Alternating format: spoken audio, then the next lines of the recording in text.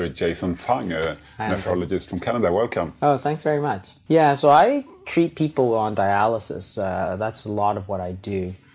And it's very disheartening because what happens is that when they develop their disease, they're so sick.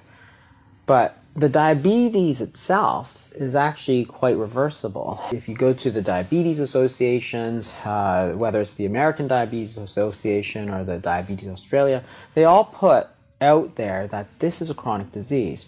And they tell people essentially that you have diabetes, you'll have it for the rest of your life, you might as well get used to it. The disease is actually reversible.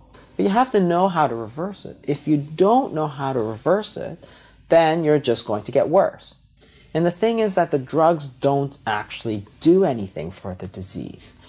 And this is also not controversial because the thing is that type 2 diabetes is a disease of too much insulin resistance. And that's not controversial. Everybody acknowledges that, right?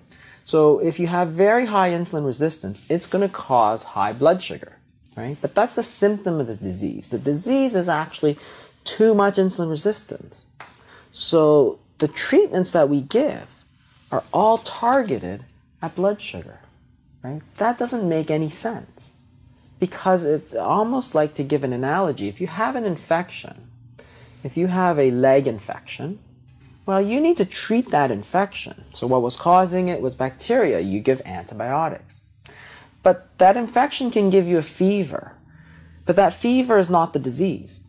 That's what we've done with type 2 diabetes.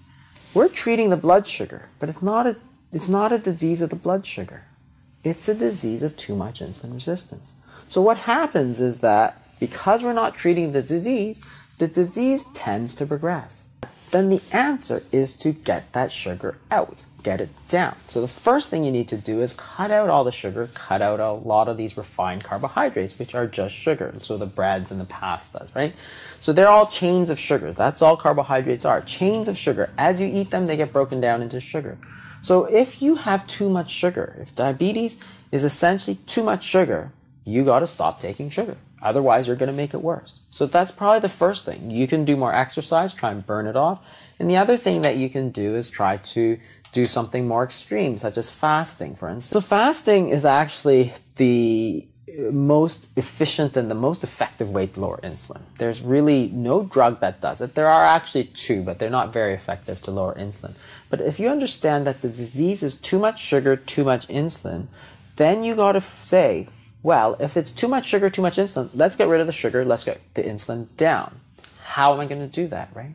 So the thing about the sugar, you can go on a very low-carb diet, a ketogenic diet, and that will get your sugars down. But it doesn't necessarily get your insulin down because the proteins and the fats still raise insulin. Not to the same degree that carbohydrates do, but they still raise insulin. So you can get that sugar down, but you won't get that insulin down.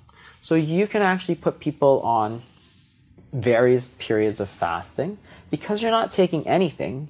It's not simply low carb, it's low protein and low fat, right? It's nothing at all. So think about what's going to happen here. The body is not going to have anything coming in. So what it's going to happen is it's going to start burning that sugar. And that's perfect. That's exactly what we want it to do. It starts burning sugar. After it burns the sugars, your sugars come down. You don't have to take medications. You don't have to take insulin. After that, it starts burning fat. And that's perfect. That's exactly what we want to do. And what happens during the fast is that your insulin levels go down. Perfect. That's exactly what we want. So what we're doing is we're burning off all that sugar and getting it out of the system, right? As opposed to just getting it out of the blood, we're actually getting it out of the entire body. So the fasting does both things. It lowers the insulin and it lowers the sugars. What's interesting when you look at fasting is that studies of fasting show the exact opposite. You don't have less energy, you have more energy. So there are certain things that get activated when you're fasting. So growth hormone goes up, for instance, to preserve lean muscle. Then you'd start burning just fat. Adrenaline goes up to give you more energy. And you're fueling all that energy with fat because you can measure free fatty acids in the blood and they go up. So what's happening is that you're burning fat, you're preserving your muscle, and you've got plenty of energy. Perfect. That is like the perfect treatment.